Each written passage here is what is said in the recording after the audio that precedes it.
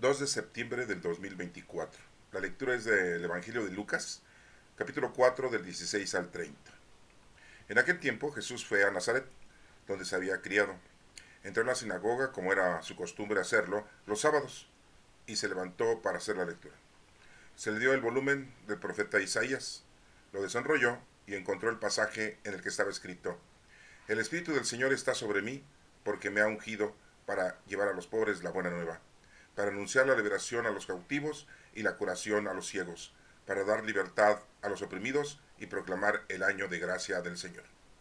Enrolló el volumen, lo devolvió al encargado y se sentó.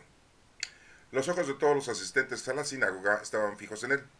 Entonces comenzó a hablar diciendo: Hoy mismo se ha cumplido este pasaje de la Escritura que ustedes acaban de oír. Todos le daban su aprobación y admiraban la sabiduría de las palabras que salían de sus labios, y se preguntaban: ¿no este es el hijo de José? Jesús les dijo: seguramente me dirán aquel refrán: médico, cúrate a ti mismo, y haz aquí en tu propia tierra todos esos prodigios que hemos oído que has hecho en Cafarnaúm. Y añadió: yo les aseguro que nadie es profeta en su tierra. Había ciertamente en Israel muchas viudas en los tiempos de Elías, cuando faltó la lluvia durante 3 años y medio, y hubo un hambre terrible en todo el país. Sin embargo, a ninguna de ellas fue enviado Elías, sino a la viuda que vivía en Sarepta, ciudad de Sidón. Había muchos leprosos en Israel en tiempos del profeta Eliseo. Sin embargo, ninguno de ellos fue curado, sino Naamán, que era de Siria. Al oír esto, todos los que estaban en la sinagoga se llenaron de ira, y levantándose lo sacaron de la ciudad y lo llevaron hasta una barranca del monte, sobre el que estaba construida la ciudad, para despeñarlo. Pero él, pasando por el medio de ellos, se alejó de allí. Esta es palabra de Dios. Honor y gloria a ti, Señor Jesús. Bueno, pues ya hemos leído y escuchado esta lectura. Vamos a irle dando interpretación. Recuerden, un sentido teológico y profundo, porque no nos vamos a quedar en lo doctrinal. ¿Qué nos dice Lucas 4 del 16 al 30? Quiero decirles a ustedes que Lucas no era judío, era griego. Y se comunicó mucho con Pablo, con Pedro, con Marcos, y conoció a María, la madre de nuestro Señor Jesucristo. Es por eso que la información que él tiene es más exhaustiva desde el nacimiento de nuestro Señor Jesucristo. Y sus capítulos, que hoy en día los hemos diseñado así, de los 4 evangelios y de toda la Biblia, pues bueno, es más extenso, ¿no? Porque tenemos el de Mateo, ¿sí? Son 28 capítulos, ¿no? Y tenemos el de Marcos, que es 16, ¿sí? Y bueno, con esa comparación de Mateo y Marcos, pues ya estamos viendo la intensidad. Pero bueno, Lucas nos menciona este pasaje bíblico en donde dice que Jesús fue a Nazaret, donde se había criado. Recuerden que Jesús nació en Belén de Judá, después se fue a Egipto, duró ahí unos años y regresó ya, pues, posiblemente de 3 4 5 años, no lo sabemos, ¿eh? No tenemos la cifra exacta. Y ya fue criado ahí en Nazaret. José era carpintero y Jesús vivía con ellos dos, con María y José, y le ayudaba a José en la carpintería. No crean que andaba de baquetón como muchos de nosotros, ¿verdad? Bueno, dice que aquí que entró en la sinagoga como era de costumbre hacerlo los sábados, lógico, ¿no? Porque era el día que le ofrecemos al Señor, el sábado, para los judíos en aquel entonces. Hoy en día es el domingo por la resurrección de nuestro Señor Jesucristo, que resucitó en domingo, ¿no? Y los judíos hoy en día, bueno, siguen ellos aceptando el sábado como día primordial por la cuestión de la creación. Recuerden que Dios dice que creó al mundo en 5 días, y el sexto día creó al hombre, y el séptimo día descansó, entre comillas, ¿no? Porque no es de que haya descansado, sino que detuvo su fuerza, su divinidad sobre esta creación. Sí, no es que está descansando sentado, acostado, en un reposo. No, no, no. Es una forma de decirlo, ¿eh? Para que entiendan, porque si no después empiezan a la trayectoria de entendimientos totalmente ajenos y diferentes. Bueno, ¿qué nos sigue diciendo aquí? Bueno, entra a la sinagoga, ¿sí? Que era el lugar donde hacían oración los judíos. Recuerden que no solamente iban al templo de Jerusalén hacer oración, sino también tenían sinagogas en varios lugares, ¿sí? En donde estaban los fariseos y los escribas, y los saduceos y los esenios, todos ellos. Entró en la sinagoga como era de costumbre hacerlo los sábados y se levantó para hacer la lectura. Como ya era mayor de edad, lógico, ¿verdad? Acuérdense que nuestro Señor Jesucristo empezó su vida pública a los 30 años. Dicen aquí que se le dio el volumen del profeta Isaías. Lo desenrolló. Recuerdan que pues anteriormente las escrituras estaban en rollos, no estaban en libros empastados como el día de hoy. ¿Sí? Le dieron el rollo del profeta Isaías. ¿Qué decía en donde abre nuestro Señor Jesucristo el rollo, ¿no? Y dice que estaba escrito lo que decía Isaías: el Espíritu del Señor está sobre mí. Bueno, pues eso lo vimos cuando nuestro Señor Jesucristo fue bautizado por su primo Juan el Bautista, que le decían de apodo Bautista, no era su apellido, y una forma de paloma se posó encima de él, y se escuchó una voz que dijo: este es mi hijo amado, el que tengo complacencias, escúchenle. Y dice aquí: el Espíritu del Señor está sobre mí, porque me ha ungido para llevar a los pobres la buena nueva. ¿Cuál es la buena nueva? La doctrina, el cumplimiento de la palabra de Dios. El cumplimiento de la palabra de Dios que estaba en el Antiguo Testamento, viene y la cumple nuestro Señor Jesucristo, y nos la describen ahora en el Nuevo Testamento, porque no se había cumplido al pie de la letra, y Jesucristo la cumple a la perfección. Por eso en una ocasión dice que no viene a quitar la ley de los profetas, sino darle cumplimiento. Entonces, nuestro Padre Dios aquí, Él nos menciona, ¿sí? El Espíritu del Señor está sobre mí porque me ha ungido llevar a los pobres la buena nueva.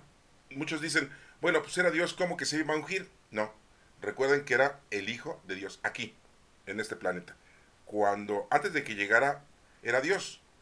Viene y se rebaja la condición humana y es el Hijo de Dios. Y cuando se va de aquí, es Dios Hijo. Son diferentes cosas, ¿eh? Dios, el Hijo de Dios, y Dios Hijo. Son tres formas en las que en nuestro Señor se nos ha revelado a nosotros los seres humanos. En la Iglesia Católica decimos son las tres divinas personas, pero para que me entiendan son tres formas distintas. Formas distintas, pero es un solo Dios. Y nos está aquí Él mencionando que el Espíritu del Señor está sobre mí porque me ha ungido para llevar a los pobres la buena nueva, para anunciar la liberación de los cautivos. Los cautivos somos presos, ¿no? Sí. Pero son los cautivos no que están en la cárcel, sino aquellos que están presos en la ausencia de Dios, o sea, en el pecado. Acuérdate que pecado es ausencia de Dios cuando no estás con Dios. Si estás con Dios, conoces a Dios y sabes qué es lo que tienes que hacer para que no te separes del Señor, ¿no? Porque si estás haciendo cosas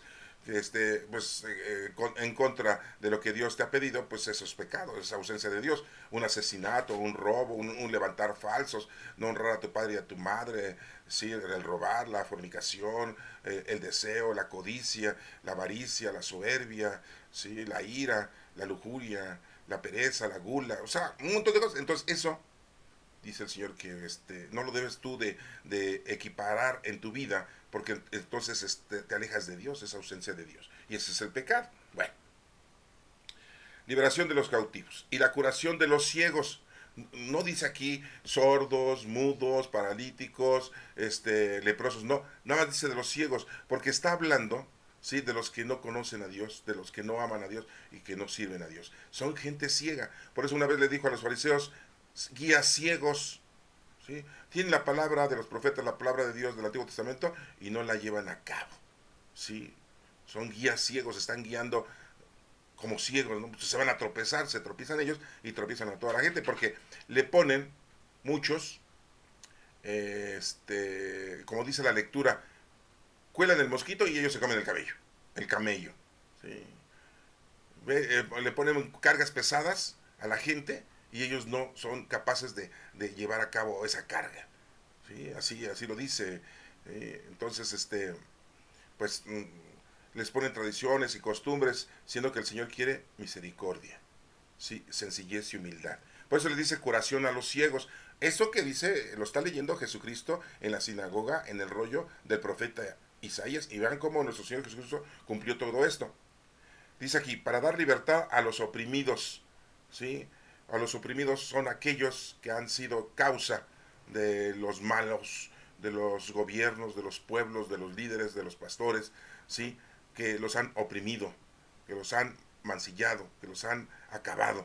Por eso les va a dar la libertad. Y proclamar el año de gracia del Señor. ¿Sí? Muchos dicen, bueno, el año de la gracia del Señor es cuando nuestro Señor Jesucristo resucita. Otros dicen, cuando venga el Mesías, pues ya llegó. Llegó nuestro Señor Jesucristo. Esto lo está leyendo Jesús ahí en la sinagoga. ¿Sí? Y la gracia del Señor es la venida del Espíritu Santo. Acuérdense que el Espíritu Santo es el amor del Padre y del Hijo. Es el Espíritu Santo. Y es la tercera persona de la Santísima Trinidad, que es la tercera forma en que Dios se nos ha revelado a nosotros. ¿Por qué en tres formas? No lo sé, hermanos. ¿Sí? Pero el número 3 significa poder. ¿Sí? Así quiso Dios, así lo ha realizado Dios, y bueno, pues así lo entendemos, ¿no? Bueno, acuérdense que nadie ha visto a Dios. Enrolló el volumen, lo devolvió al encargado y se sentó. Los ojos de todos los asistentes de la sinagoga estaban fijos en él, porque estaban esperando que explicara, ¿sí?, lo que acababa de leer, qué era lo que estaba él interpretando. ¿Se dan cuenta cómo es importante conocer, leer la Sagrada Escritura para interpretarla? ¿Y qué dice?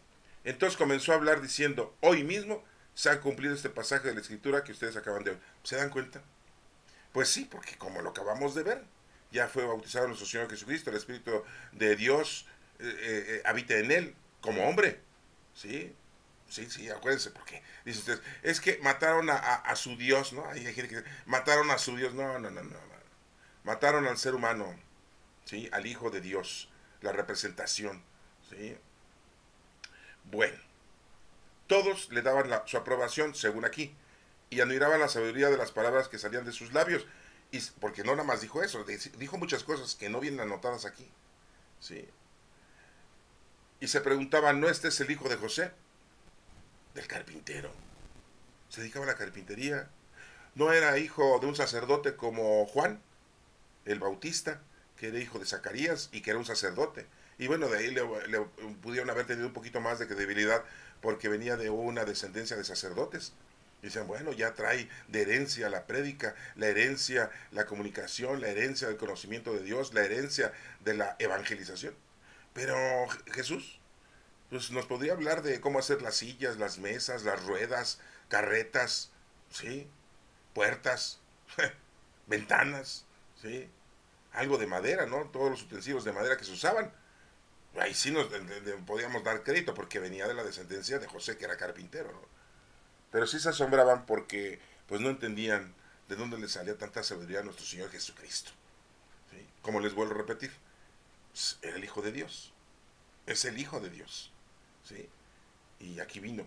Jesús les dijo, fíjense qué les contesta cuando entre ellos mismos estaban murmurando, entre ellos mismos estaban platicando. Seguramente me dirán aquel refrán, médico, cúrate a ti mismo. ¿Sí? Hoy en la actualidad los médicos pues no se curan a sí mismos, siempre tienen que ir con otro médico, porque si no se automedican ellos solos y, y pues no debe de ser por ética profesional. ¿Sí? Y aquí dice, médico, cúrate a ti mismo y haz aquí en tu propia tierra todos esos prodigios que hemos oído que has hecho en Cafarnaún. ¿Se dan cuenta cómo Jesucristo andaba mucho en Cafarnaún? ¿Por qué? Pues ahí vivía Simón, el piedra, al que le puso piedra, ¿no? El que le decimos hoy Pedro. Ahí vivía en Cafarnaún, ahí tenía sus lanchas, ahí tenía su trabajo, ahí tenía sus pescadores, ahí cerca también vivía Tiago Mayor y Juan. Digo Tiago porque ese es su nombre, ¿no? Le decimos Santiago, pero es Tiago Mayor y su hermano Juan, que eran los que arreglaban las redes. Y del lado este del mar de Galilea, la parte norte, estaba Bethsaida, donde vivía Felipe y Natanael, el mal llamado Bartolomé. ¿Sí? Bueno, y andaba mucho por ahí, nuestro Señor Jesús en Cafarnaún, en Galilea. Ahí se embarcaba y evangelizaba mucho por ahí. Por eso le dicen, haz aquí en tu propio teatro todos estos prodigios que hemos oído que has hecho en Cafarnaún. ¿Sí? Porque estaba en Nazaret, ya no estaba ahorita en Cafarnaún, estaba en Nazaret, que es en la parte de Samaria, ¿sí? En Jerusalén. ¿Sí? Lo pueden buscar ustedes en el mapa para que lo puedan ustedes pues entender con mayor forma. Miren, no les puse yo el mapa ahorita porque ahora sí que no pensé ponerles el mapa para que lo revisaran ustedes, pero sí era importante o es importante que lo vean para que se den cuenta que el territorio Israel se divide en tres partes. ¿Sí? En la parte norte ¿sí? Que es Galilea, la parte sur, que es Judea, y la parte central, ¿sí? Y en donde está Nazaret, ¿sí? Y cerca de Nazaret está un pueblo que se llama Naín, ¿sí? Y Nazaret está lejos del mar de Galilea. En cambio, Cafarnaúm estaba a orillas del mar de Galilea. Le decimos mar, pero es un lago. Es el único mar que es de agua dulce, ¿sí? Y también está un poblado que se llama Corazín. Han oído ustedes hablar de eso, ¿verdad? Y está el lugar de Tiberíades, así le dicen, en donde construyeron la residencia. Herodes le mandó a construir su residencia al César, ¿no? Para quedar bien, ya saben cómo son las negociaciones, ¿no?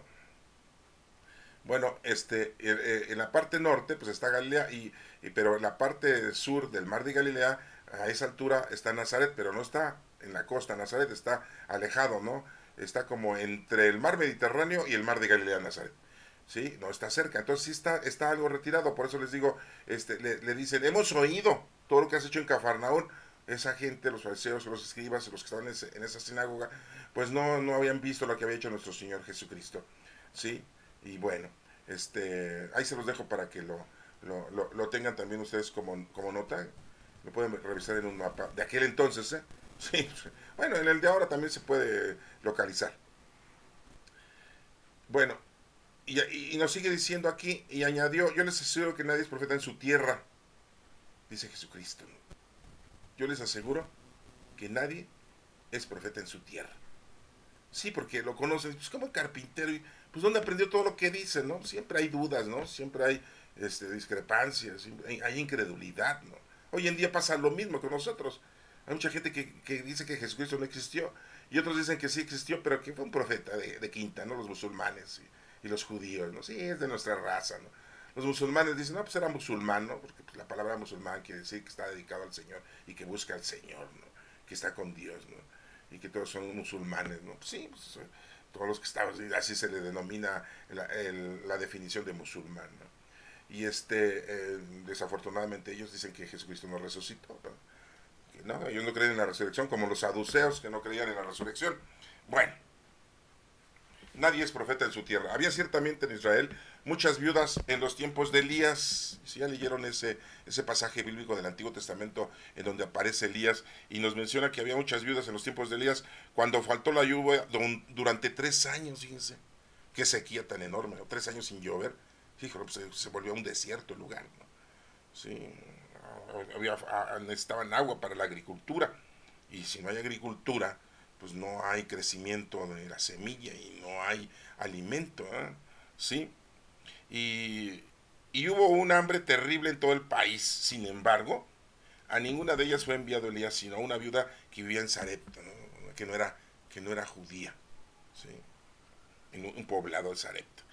Ciudad de Sidón, así nos lo menciona. Dice aquí también, había muchos leprosos en Israel en tiempos del profeta Eliseo. Había muchos. Era una epidemia, ¿no? Una enfermedad muy gruesa, como hoy ahorita el COVID, ¿no? O el SARS-CoV-2, que así le decimos, ¿no? Que bueno, pues ya inventaron las vacunas, los grandes científicos y médicos las están aplicando, ¿no? Bueno, en aquel entonces había muchos leprosos en tiempos del profeta Eliseo. Sin embargo, dice la escritura, y lo repite Jesucristo, que ninguno de ellos fue curado, sino Naamán, que era de Siria, o uno que no era judío. Se dan cuenta cómo desde el Antiguo Testamento ya Dios asistía a la gente que no era judía, a la gente que se portaba bien, a la gente que trataba de conocer a Dios, amarlo y servirlo.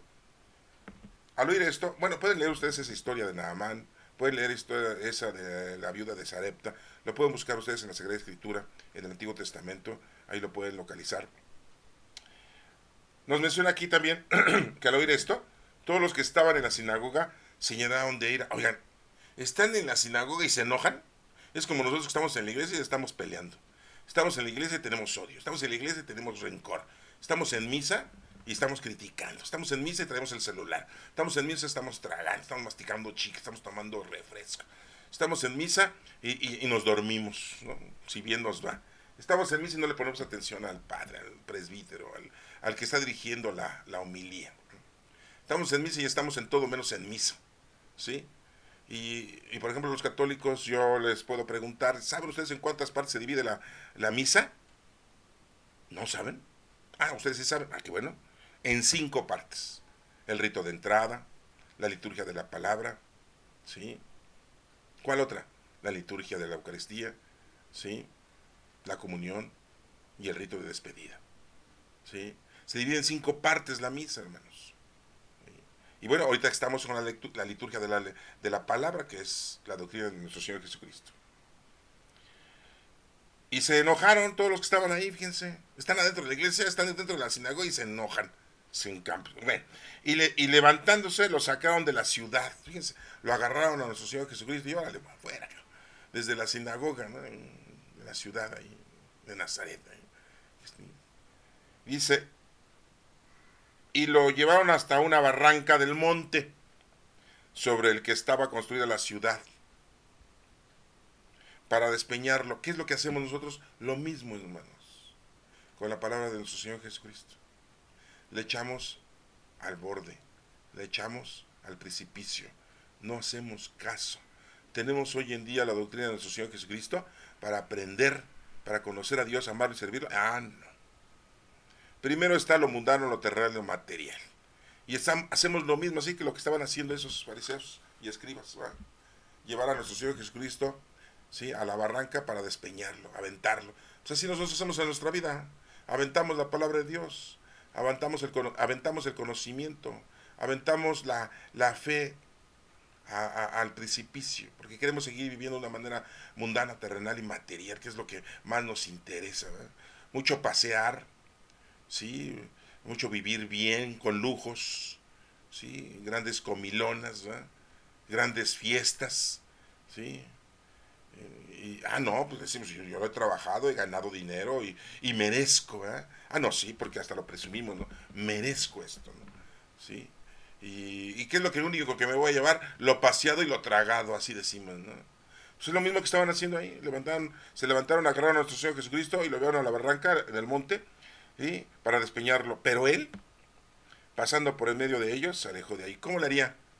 ¿Se sacudiría No, no hubo necesidad. Se quedaron paralizadas las personas. Se quedaron ciegas las personas. Y no pudieron entender qué es lo que estaba pasando. Después de este suceso, que nuestro Señor Jesucristo se aleja de ellos, ¿sí?, ¿qué habrá pasado con ellos? ¿Habrán creído o no habrán creído? ¿Se habrán espantado o no se habrán espantado? ¿Sí? ¿Qué es lo que pasa con nosotros cuando vemos algo así grandioso? Pues posiblemente, pues así como que nos espantamos. Y si no, pues a lo mejor sí creemos. Pero aquí, aquel que no cree en Dios, aquel que no acepta a Dios, aquel que no hace las cosas que Dios, pues Jesucristo se va. Ahí lo está mencionando. Pasa por en medio de nosotros y dice, bueno, yo ya te vine a invitar, yo ya vine a decirte qué es lo que tienes que hacer, y si tú no quieres, bueno, ya es tu problema. No te voy a obligar. Sí, porque el Señor no nos va a obligar. Nos ha dado la libertad de elegirlo o no elegirlo. Aunque pues yo hubiese querido que no tuviéramos esa libertad de elegirlo o no elegirlo, ¿no? Que estuviéramos con Él como estuvo Adán y Eva desde un inicio. La representación de la humanidad. Adán y Eva es la representación de la humanidad. Hoy en día he escuchado a muchos disque explicadores que dicen que cómo es posible que Caín haya tenido mujer. Otros dicen, no, es que había otra mujer, Lili, ¿no? Sí, Lili le di, ¿no? Si era juguete o qué. Y hay otra gente que lo explica de otra manera. Hermanos, debemos de entender que Adán y Eva son los representantes de la humanidad. Así lo debemos. El libro del Génesis es un libro muy simbólico, tiene una interpretación muy profunda.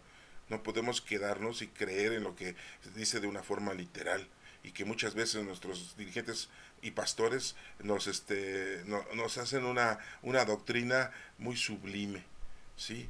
Así muy amorosa, ¿no? Muy increíble. Y no, hermanos. El Señor es la sabiduría y nos ha brindado la sabiduría a nosotros de una manera. Y el que escribió el Génesis, bueno, lo escribió de una manera para que lo pudieran entender en aquel entonces la gente de aquel tiempo. Estamos en el año 5784 judío, pero más antes ya se había pasado esto, ¿sí? Tenía esto que ser escrito, tenía que haber sido explicado de alguna manera, y así lo explicaron y así lo dejaron, pero lo quieren entender de una manera literal. Bueno, hasta ahí se los dejo eso, cuestión del Génesis. Ya después tendremos oportunidad de poderlo explicar. Yo solamente quiero ahorita que se pongan ustedes a investigar si quieren o a leerlo. Bueno, hermanos, pues aquí lo estamos dando cuenta en este evangelio que nuestro Señor Jesucristo nos dice que debemos de ponernos a trabajar, ¿sí? No debemos de echar a la borda, ¿sí? El conocimiento de Dios. No debemos de dejarnos llevar por por la vida mundana, terrenal y material. Es muy importante que estemos nosotros siempre unidos a Cristo, unidos a Dios. Acuérdense que Jesucristo es el camino, la verdad y la vida. Nadie llega al Padre si no es por medio de Él. Nadie llega al Padre por medio de Él. Nadie. No, no, por los ángeles no, por los santos tampoco, por María, la Madre de nuestro Señor Jesucristo tampoco, que yo le digo nuestra Santísima Madre. Disculpen, yo así le digo, ¿no? Pero no llegamos al Padre por medio de ellos, llegamos al Padre por medio de nuestro Señor Jesucristo. Sí, cuando nosotros nos moramos, al que vamos a ver es a nuestro Señor Jesucristo. No vamos a ver a Dios, ¿eh? Vamos a ver a Dios Hijo, o al Hijo de Dios, si quieren ustedes llamarlo así. Sí, a Dios nadie lo ha visto, aunque muchos quieren decir que Moisés vio a Dios. No, cuando murió, cuando subió al monte Sinaí, no, no es cierto, no es cierto. Sí, escuchó la voz de Dios, recibió las tablas escritas por el dedo de Dios, vio una luz inmensa y bajó todo canoso, de barba, bigote y greñas, ¿no? Sí, un simbolismo de sabiduría, un simbolismo de experiencia, un simbolismo de que tienes conocimiento de Dios, ¿sí? Pero decían que se ponía un velo en su rostro para que no destellara la luz, ¿sí? Hagan de cuenta que bajó como si fuera un espejo, ¿sí? Y reflejaba la luz de nuestro Padre Dios, pero no vio a Dios, ¿sí? Mismo Jesucristo lo dijo, nadie ha visto a Dios. No tenemos capacidad para ver a Dios. Desafortunadamente este cuerpo humano no está hecho para mirar a Dios, ¿sí? Ya si en nuestra alma, ¿verdad? Cuando nos vayamos de aquí, logramos alcanzar la eternidad, podremos estar y veremos a Dios. Recuerden, hay una bienaventuranza que dice, ¿sí? Los limpios de corazón, dichosos aquellos, ¿sí? Limpios de corazón, porque ellos verán a Dios. No, pues está cañón, ¿no? Está difícil, no está fácil. Pero mira, yo lo que te recomiendo es de que lo que tenemos que hacer es nuestro trabajo. Porque todos venimos a trabajar de diferente forma, ¿no? Como en lo mundano y lo terrenal, hay diferentes trabajos. Un montón de diferentes trabajos, oficios, profesiones. Bueno, y todos son de aquí, de este planeta, ¿sí? Científicos, médicos, abogados, enfermeros, electricistas, psicólogos, ¿no? Psiquiatras, no sé, de todo, hay de todo. Pues lo mismo es con los dones del Espíritu Santo. Son muchos dones. Tú tienes tu don, yo tengo mi don, todos tenemos dones, uno, dos, tres, pero todos son de un mismo Espíritu, que es el Espíritu de Dios. ¿Sí? Es lo mismo como se los acabo de mencionar, o esa comparación con lo mundano. Hermano, espero que esto te lo haya explicado. Y si no, mira, así de sencillito, vuélvelo a leer, pero pídele al Espíritu Santo que te guíe, que te diga y que te ilumine.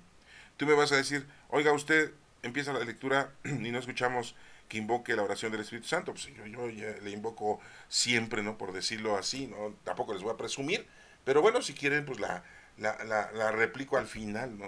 Oh Espíritu Santo, amor del Padre y del Hijo, inspírame siempre lo que debo pensar, lo que debo decir, cómo debo de hablar y cuándo debo callar, lo que debo de escribir y cómo debo actuar. ¿Qué tengo que hacer para procurar tu gloria en bien de las almas y mi propia santificación?